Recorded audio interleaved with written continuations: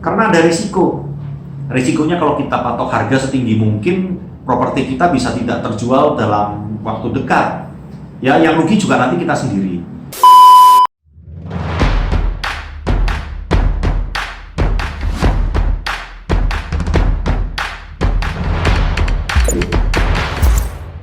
Welcome back to Brighton YouTube channel. Sebelum menonton, jangan lupa guys untuk subscribe dulu ya, karena subscribe itu gratis, dan gratis. Dan jangan lupa juga untuk kasih like dan kasih komen kamu di bawah ini ya, karena komen kamu membuat kami terus termotivasi untuk membuat konten-konten yang menarik. Selamat menonton! Hai Bright People, senang berjumpa kembali di Brighton YouTube channel bersama dengan saya Irvin. Pada kesempatan ini saya akan membagikan tips sederhana tentang bagaimana cara kita menentukan harga pasar baik jual maupun sewa dari properti.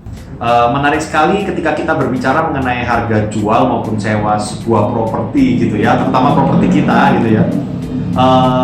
Kita ini pasti ingin menjual atau menyewakan properti kita dengan harga setinggi-tinggi mungkin gitu ya. Itu wajar, nggak salah gitu ya. Kenapa? Karena saya juga sama, saya pengen begitu juga.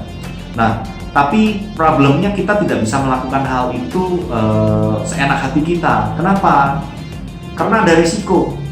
Risikonya kalau kita patok harga setinggi mungkin, properti kita bisa tidak terjual dalam waktu dekat.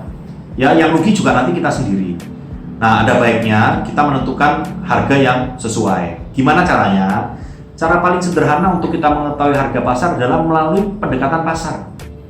Apa itu pendekatan pasar? Bright People bisa mencari referensi ya mengenai harga-harga yang dijual ataupun disewa di daerah sekitar properti kita berada. Ya, cara pertama adalah dengan menggunakan Brighton Apps, gitu ya.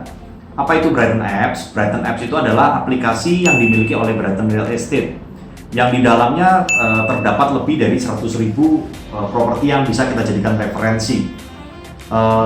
Kemudian yang kedua, ya kita bisa juga dengan cara melihat di website, ya.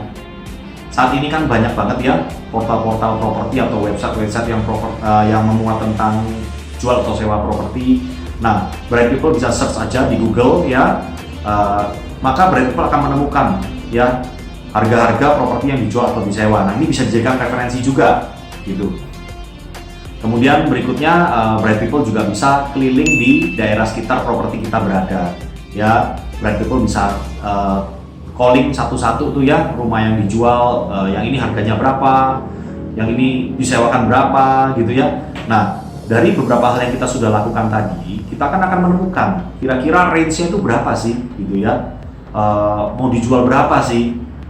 Nah, tapi jangan lupa selain referensi yang kita sudah dapatkan tersebut, ada beberapa faktor juga yang akan mempengaruhi nilai sewa maupun jual dari properti kita ya. Yang perlu kita pahami juga adalah lokasi.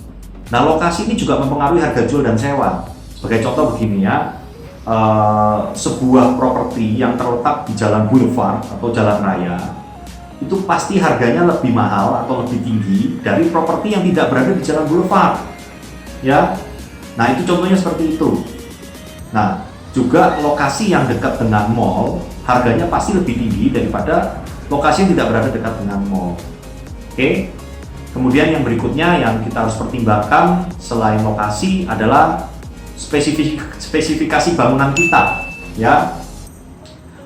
Menarik sekali kalau bicara spesifikasi begini. Sama-sama rumah mewah sih, terletak di klaster yang sama. Berarti kan lokasinya sama nih, di klaster yang sama gitu ya. Tapi rumah yang pertama ini menggunakan lantai marmer dari Italia gitu ya, jadi impor. Kemudian rumah mewah kedua menggunakan marmer lokal. Nah, perlu Bright People ketahui, rumah yang menggunakan marble Italia atau marmer Italia ini pasti harganya lebih tinggi daripada menggunakan marmer lokal. Jadi seperti itu. Nah, yang berikutnya yang jadi pertimbangan adalah kondisi bangunan.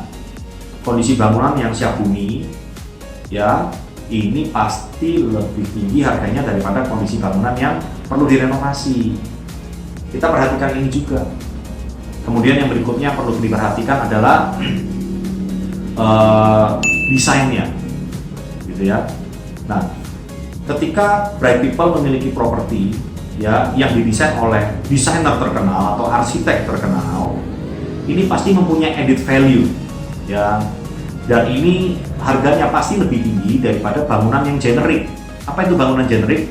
Bangunan yang dibangun oleh developer, ya. Jadi desainnya tuh ya sama semua gitu ya. Nah, tapi kalau Bright People punya properti yang didesain oleh desainer terkenal, ini pasti akan lebih tinggi harganya.